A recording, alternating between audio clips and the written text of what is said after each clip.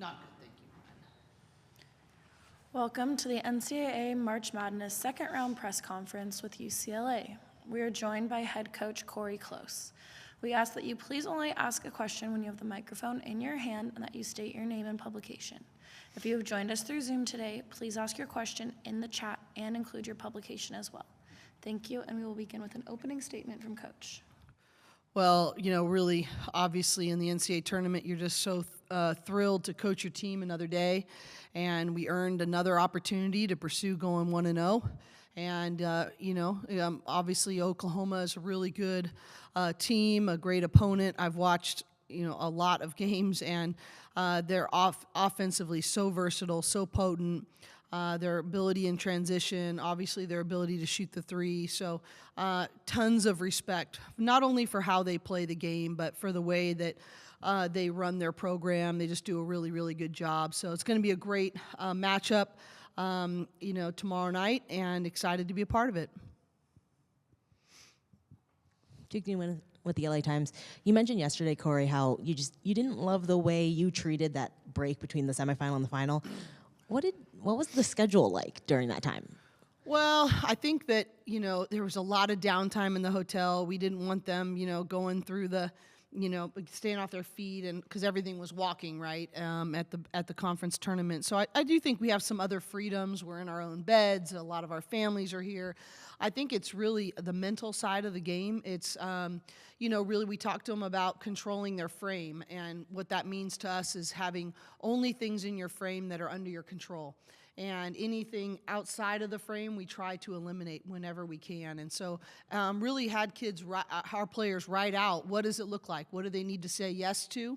What do they need to say no to? How they need to design their day? What do they need to set their minds on? How many games are healthy for them to watch? I think it's different individually, and I think they had a chance to sort of learn, okay, what does it look like for me to be ready to play my best?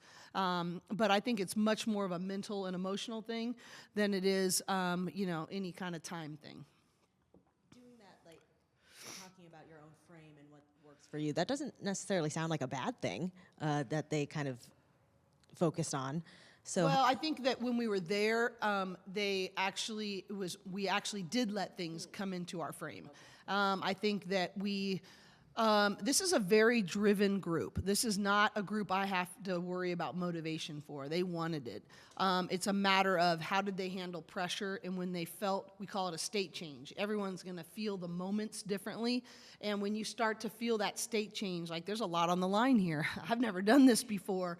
And, they had so much attention after the Stanford win, and, I think we really tried hard to make sure we didn't get too high. That, we didn't go to the Pac-12 tournament to beat Stanford. We went to the Pac-12 tournament to try to win it. And so what do we learn from all those experiences? But I don't think we did a great job, honestly, of staying in our frame. I think we did let outside things sort of add maybe too much weight to the moment, and we didn't have enough tools to know how to process that and how to feel that out. So now one game through, one game done in the NCAA tournament, when you look at your players, how do you see them handling their frame now and kind of trying to keep things out? Well, I think, even right after the game last night, we talked about, okay, how do we apply what we learned? And Coach Tasha, who is our mental conditioning sort of liaison, talked about this is where we have to apply some of the tools that are in our toolbox about staying in the frame, getting to neutral, understanding how you process moments. And so we're trying to, now we had all those discussions and how that time and what did we learn? How do we prepare differently? It's sort of awareness, attack, and there's another A, but I can't remember what it is off the top of my head. But, okay, so what does that look like right now? And how do we apply that? And she had each player write it down. And it is very individualized. We all process these things differently. But I do think the experience at the Pac-12 tournament gave us language that sorted how to put ourselves in the best position for peak performance, at least from a mental and emotional standpoint. When you look at them now, do you think they just look like they're in the right mental state? Yeah, I do. I think they're going to be, I think that's what makes March Madness so fun, right? Is that there are going to be those pressurized moments. And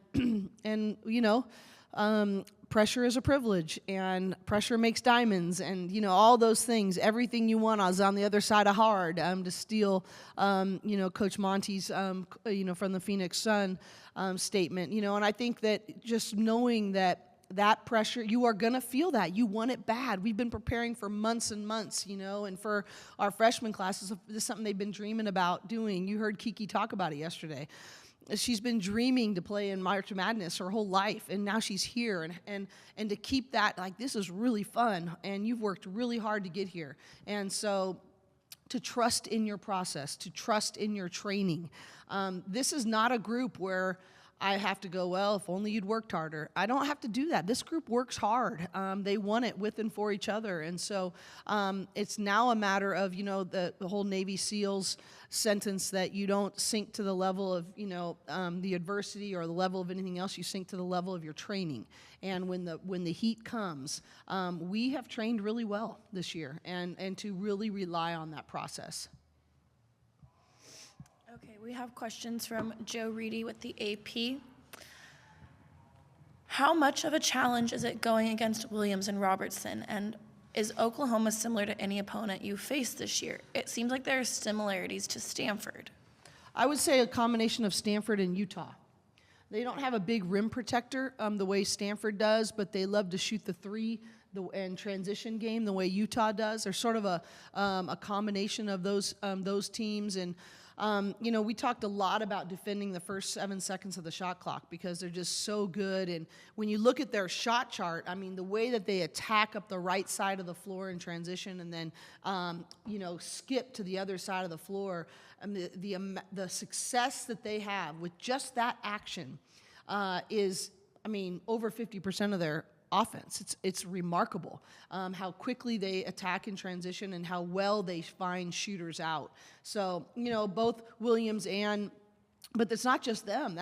Obviously it's a luxury to have two 2,000-point scorers on your team. Those guys have earned that, and they're spectacular, and that's going to be one of our keys, is to make their touches difficult and to defend them really well. But they're not one of the top offensive teams in the country just because of those two. They've got a lot of weapons who know how to stretch the floor, who are versatile.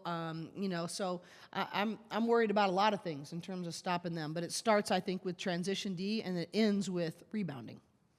Okay, another question from Joe Reedy with AP. You mentioned last night, but where did your idea of the pre-practice dance party come from? Well, with this group, part of everyone talks about their learning as a young group and how there's so many new players that are going into this. But guess what? It's also about my learning about them. And Tuke, you've talked about how, just what we've learned from the Pac-12 tournament. I think it's really important for me to be intentional about bringing joy and having them smile. And, I gave them the option last night to watch the game proceeded, that was before us, or not, or keep on their routine, and to really trust them in their own process that way. But I really said, hey, if you guys want to have dance parties in the locker room and that's what gets you to be at your best and focused, then go do it. And I think I saw something with Calipari yesterday when he talked about if you're relieved after a win, you're not getting this in terms of what this is all about. And I don't want them to play tight. I want them to play free. I want them to play focused, and I want them to play with great gratitude and joy. And so I could just sense that I just wanted to start practice off that way. I wanted to have them. We talk about the moments and how we handle moments of pressure, and I just thought it would be a good thing to have them smile and to do it that way. So it's really about learning my own team and what they need from me as a leader. Thank you so much, Coach. Well, you guys are easy today.